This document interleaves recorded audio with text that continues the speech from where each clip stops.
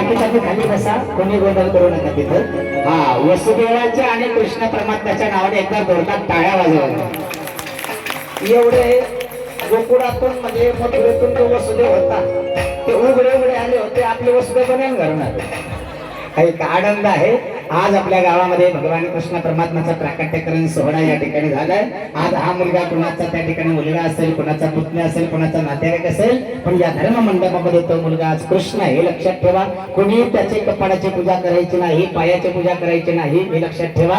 आणि देव अवताराला आल्यानंतर तर भगवंताचा सोहळा काय, गोकुळ गावाचा आनंद किती, तो आनंद घेण्यासाठी सगळ्यांनी आपापल्या जागेवर उभं राहायचं. सगळे उभे राहा जागेवर, ऐका, सगळ्यांनी जागेवर राहायचं. आपण एका आनंद साजरा करायचा. पाळण्यावर कोणी जाऊ नका, डोळ्याने तुम्ही टाकू नका, नाहीतर मी लगेच आरतीला सुरुवात करेन. डोळ्याने टाकू नका, फुलं टाकू नका, कोणी काहीच करायचं नाही. पाळण्यातून जरा आजूबाजूला सरका सगळे, पाळण्यात मोकळे ठेवा, हवा जाऊ द्या. हा, मोकळा असू द्या, सगळ्यांनी बाजूला असं. कोणी पूजा करायची नाही.